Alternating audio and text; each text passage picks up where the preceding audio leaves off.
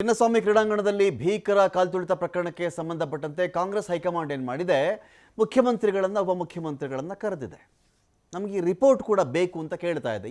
ಏನಕ್ಕೆ ಕಾಲ್ತುಳಿತ ಆಯ್ತಲ್ಲಿ, ಎಷ್ಟು ಜನ ಸತ್ರು, ನೀವೇನು ಮಾಡ್ತಾ ಇದ್ರಿ, ಯಾವೆಲ್ಲ ಕಾರಣಗಳಿಂದಾಗಿ ಈ ರೀತಿ 11 ಜನ ಸಾಯುವಂತಾಯಿತು, ಸೆಕ್ಯೂರಿಟಿ ಏನು ಮಾಡ್ತಾ ಇತ್ತು, ಸ್ಟೇಡಿಯಂ ಕಥೆ ಏನಾಗಿತ್ತು, ವಿಧಾನಸೌಧದ ಕಥೆ ಏನಾಗಿತ್ತು, ಟೀಮ್ನ ಕರೆದವರು ಯಾರು, ಸರ್ಕಾರದ ಪಾತ್ರ ಎಷ್ಟು, ಚಿನ್ನಸ್ವಾಮಿ ಸ್ಟೇಡಿಯಂನವರ ಪಾತ್ರ ಎಷ್ಟು, ಇದೆಲ್ಲ ರಿಪೋರ್ಟ್ ಕೊಡಬೇಕಾಗತ್ತೆ. ರಾಷ್ಟ್ರ ಮಟ್ಟದಲ್ಲೂ ಭಾರಿ ಸದ್ದು ಮಾಡಿತ್ತು ಇದೇ ಒಂದು ಪ್ರಕರಣ. ರಾಜ್ಯ ಸರ್ಕಾರದ ವಿರುದ್ಧವಾಗಿ ಹೈಕಮಾಂಡ್ ಕೂಡ ಅಸಮಾಧಾನವನ್ನು ಹೊರಹಾಕಿದೆ. ಯಾವುದೇ ಪಕ್ಷದ ಹೈಕಮಾಂಡ್ ತನ್ನ ಪಕ್ಷದ ಆಳ್ವಿಕೆಯ ರಾಜ್ಯದಲ್ಲಿ ದುರಂತಗಳಾಗೋದನ್ನು ಸಹಿಸೋದಿಲ್ಲ. ರಾಷ್ಟ್ರ ಮಟ್ಟದಲ್ಲಾದಾಗ ಆ ಒಂದು ಪಕ್ಷದ ಹೈಕಮಾಂಡ್ಗೂ ಕೂಡ ಇರುಸು ಮುರುಸಾಗುತ್ತೆ.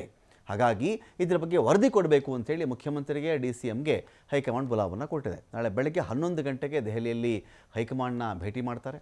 ರಾಹುಲ್ ಗಾಂಧಿ ಅವರನ್ನು CM DCM ಇಬ್ಬರೂ ಕೂಡ ಭೇಟಿ ಮಾಡ್ತಾರೆ, ಮಾತಾಡ್ತಾರೆ.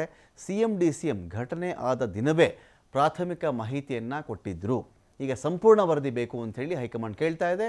ಇದನ್ನು ಕೊಡಬೇಕು ಅಂತೇಳಿ CM DCM ಇಬ್ಬರು ಕೂಡ ಹೋಗ್ತಾ ಇದ್ದಾರೆ. ಈಗಾಗಲೇ ದೆಹಲಿ ಪ್ರವಾಸದಲ್ಲೇ DCM ಇದ್ದಾರೆ, DK ಶಿವಕುಮಾರ್ ಅವರು. ಇನ್ನು ಇದರ ಜೊತೆಗೇ ಸಾಲು ಸಭೆಗಳನ್ನು ಕೂಡ CM ಮಾಡಿದ್ದಾರೆ. ಸಿದ್ದರಾಮಯ್ಯನವ್ರಿಗೆ ಹೈಕಮಾಂಡ್ ಬುಲಾವ್ ಕೊಡ್ತಲ್ಲ, ಏನೇ ನಡೀತಾವತ್ತು ಘಟನೆಗಳು, ಯಾವ ಥರ ವರದಿ ನಾವು ಕೊಡಬೇಕಾಗುತ್ತೆ ಹೈಕಮಾಂಡ್ಗೆ, ಇನ್ನೂ ಒಂದು ಹಿನ್ನೆಲೆಯಲ್ಲಿ ಇವತ್ತು ಕಂಟಿನ್ಯೂಸ್ ಆಗಿ ಮೀಟಿಂಗ್ಗಳನ್ನು ಮಾಡ್ಕೊಂಡು ಬರ್ತಾ ಇದ್ದಾರೆ ಅವರು. ಮುಖ್ಯಮಂತ್ರಿಗಳ ಕಾವೇರಿ ಮನೆಯಲ್ಲಿ ಸಾಲು ಸಭೆ ಇತ್ತು. ಸಭೆಗಳಾದ ಮೇಲೆ ಅಧಿಕಾರಿಗಳಿಂದ ಮಾಹಿತಿಯನ್ನು ಕೂಡ ಪಡ್ಕೊಂಡಿದ್ದಾರೆ. ಹಿರಿಯ ಅಧಿಕಾರಿಗಳು ಸಚಿವರ ಜೊತೆಯಲ್ಲಿ ಸಭೆ ನಡೆಸಿದ್ದಾರೆ CM.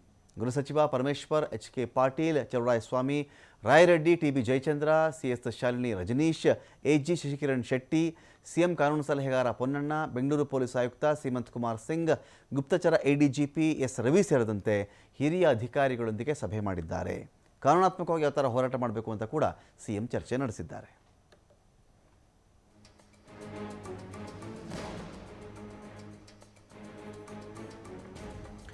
ಇನ್ನು ಹೈಕೋರ್ಟ್ಗೆ ಏನಂತ ವರದಿ ಕೊಟ್ಟರು ಇವರು, ಹೈಕೋರ್ಟ್ಗೆ ಕೊಟ್ಟಿರ್ತಕ್ಕಂಥ ವರದಿ ಏನು, ಹೈಕೋರ್ಟ್ನ ಬಳಿಯಲ್ಲಿ ಇವ್ರು ಹೇಳಿರೋದು ಏನು ಅಂತ ನೋಡಿದ್ರೆ, RCB ವಿಜಯೋತ್ಸವ 3 ಹಂತದಲ್ಲಿ ನಡೆಯುವಂಥ ಆಲೋಚನೆ ಇತ್ತು.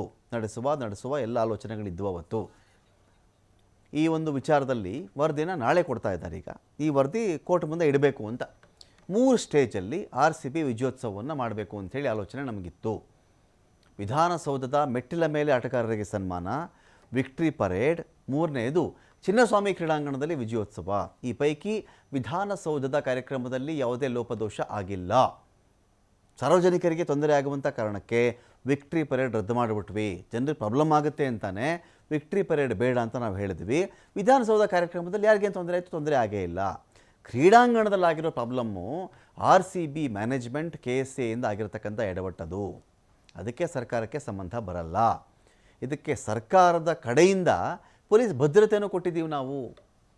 ಭದ್ರತಾ ವೈಫಲ್ಯದ ಹಿನ್ನೆಲೆಯಲ್ಲಿ ಅಧಿಕಾರಿಗಳ ಮೇಲೆ ಕ್ರಮ ಕೂಡ ಜರುಗಿಸಿದ್ವಿ. KSA RCB ಮ್ಯಾನೇಜ್ಮೆಂಟ್ ವಿರುದ್ಧವೂ ಕೂಡ ಕ್ರಮ ಕೈಗೊಳ್ಳಲಾಗ್ತಾ ಇದೆ. ಈ ಪ್ರಕರಣದ ಬಗ್ಗೆ 3 ತರಹದ ವಿಚಾರಣೆ ಕೂಡ ನಡೆಸಲಾಗ್ತಾ ಇದೆ. ಮ್ಯಾಜಿಸ್ಟೀರಿಯಲ್, CID, ನಿವೃತ್ತ ನ್ಯಾಯಮೂರ್ತಿ ಮೈಕಲ್ ಡಿ ಕುನ್ಹಾ ಇವರ ನೇತೃತ್ವದಲ್ಲಿ ತನಿಖೆ ಕೂಡ ಮಾಡಿಸ್ತಾ ಇದ್ದೀವಿ. ಕ್ರೀಡಾಂಗಣದ ಗೇಟ್ಗಳನ್ನು ತೆರೆಯುವ ಮುಚ್ಚುವ ಅಧಿಕಾರ ಸರ್ಕಾರಕ್ಕಿರಲ್ಲ. ಒಂದು ಸ್ಟೇಡಿಯಂ ಗೇಟ್ ತೆಗೀರಿ ಅಂತಾನೋ ಇಲ್ಲ ಕ್ಲೋಸ್ ಮಾಡಿಬಿಡಿ ಅಂತಾನೋ ಹೇಳುವಂಥ ಅಧಿಕಾರವೇ ಸರ್ಕಾರಕ್ಕಿರಲ್ಲ.